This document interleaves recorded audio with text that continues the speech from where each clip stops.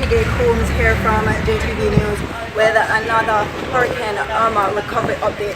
I'm here with Minister Mark Vanderpool. He's Minister of Communications and works for the territory, so a huge task for him. Minister, what has happened to the infrastructure of the territory and where are we at this point? We have been hit. We are down, but we're not out. So we're working very hard, very quickly to recover. We want to appreciate everyone who's been helping, and we're working systematically to get things back on track.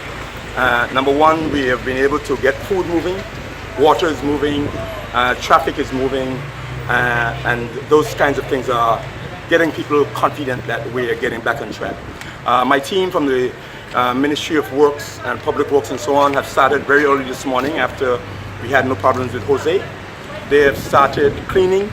We're removing all of the debris from the road. It will take us a few days, but we have made a very strong progress already, moving derelict vehicles and so on off the roads to be able to allow traffic to go through and so on. We'll be doing that for the next several days, and then following that, we will be trying to make sure we work very hard on getting the electricity infrastructure back. That's one of the major ones that will take a lot more time, but we're going to start in the central area and keep working our way out till we get it back. We are thankful for the teams who are coming in from the rest of the Caribbean to help us with this effort. A group called CARILEC, this is all the Caribbean islands who work together. We have gone to help them in previous disasters. They have already offered over 100 of them are coming to the BVI to help us rebuild the infrastructure for electricity. The main areas that we're trying to confirm, make sure that it's running, for example, a hospital. We've hooked them up already to make sure that they have electricity, and they're running already. But we're going to be working our way out. As you know, most of the poles and the electrical lines are down. We're going to rebuild that. That will take a little while, months, but we're going to work towards that. We're already having, the ports are opened. We're going to have ships coming in from tonight and tomorrow. We are on the way in. I've just spoken to many of them. There's lots of food on the island already. That's not a problem. Rota Wholesale, One Mart, Bobby's have good stocks of food with expectations for these kinds of things, and water. But there's more coming in tonight and tomorrow and the rest of the week. So we are letting the ships in to make sure that there's food and water flowing. So there's no need for panic on that. We have a lot of food and water flowing. We're having more shipments ordered to come the following week. So we are working with that. But we want to let people know that we're going to rebuild, and rebuild one day at a time. We've started already. We have hope. We have resilience. We just want people to work together. We want the community to come together and work. I told some this morning, if you're in your village, pick up a piece of galvanized, put it in one pile, and my team will go around and pick it up, and in a very short time, we have the island clean. We have construction to do. We're going to pull together and get it all done. So we're very positive. We believe that we are going to do very well. We have help being offered from every place in the world. I spoke this morning to the Minister of Foreign Affairs from Panama. His president asked him to call me through my contacts there. My son lives in Panama now. They contacted us through the president. They want to help give whatever they can give and assist us with whatever we need. We told them what the needs were, which are at the moment generators, batteries, food, water, and all those things. They're going to be willing to send them to us as much as they can. Many persons are offering financial help. So we are building back. In a few months' time, we'll be back on track. But we're taking it one day at a time, and we want the public and the community to do as they're doing, work together, and we'll be back. We have good hope for that. So it's already starting to come back. We were just waiting that Jose passed last night. It's passed without any issue.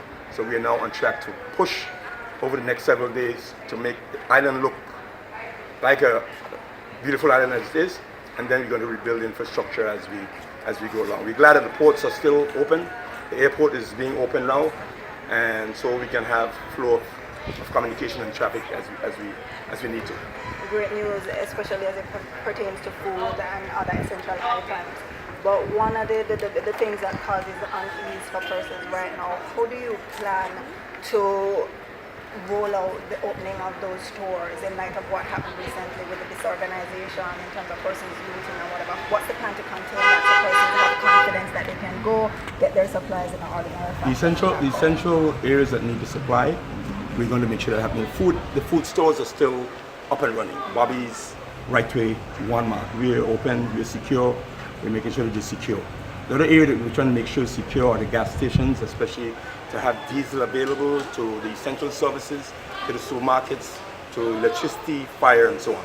So those we're securing, and they're doing well, not a problem. They have quite ample supply. The main supply for diesel in the country that supplies electricity, they normally keep a stock of over 250,000 gallons of diesel in Pocket Pond, and they had that supply. Obviously, we won't need it for electricity right now, so we're going to use it for the other services that we'll be needing. So we are comfortable on those essential things. We want to make sure the hospital is supplied with all of their supplies for medical and all the other clinics, and so we're keeping that going. We have a lot of help from the UK government in terms of the ship that is here, helping us to bring in medical supplies, and a lot of different companies out there who are shipping medical supplies and other supplies to us. I was on the phone with a group out of Trinidad who are sending in barge loads of stuff. Puerto Rico is sending in. We have Dominican Republic sending in stuff. So we have no shortage of help that is coming. We're just a couple of days away from those countries. So we are very confident that we will have the stores back up and running. They will be difficult. My store is operating without part of the roof, but we are operating.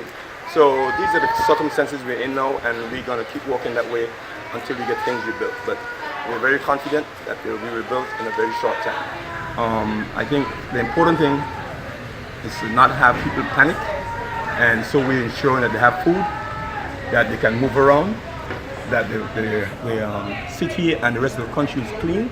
So each district representative has been instructed to have the workers and the machines get to work. We've started this morning, and we are coordinating that by the end of this week coming, we hope to have the country looking clean again, and people can traverse and feel comfortable. Electricity is going to be the only thing. We want to make sure we have D batteries and C batteries in stock. We're getting those in so that people can have electricity. The curfew is on because we want to make sure that the riffraffs who cause the problems here and there, that they are under control, and we're getting that more and more under control with more help for security coming in that we have had. So we are very comfortable, and as we go along, we'll reduce that curfew as we get things settling down, and so I believe that we'll be back on track in a very short time. Yeah, thank you. Thank you very much. Good luck. Minister. Take care. Thank you. All right. Thank you very much. We heard it there from the Communications and Works Minister, Mark Van der Poel. Stay calm. Yes, things are serious, but there's no need to worry about the food and water, medical supplies, gasoline supplies.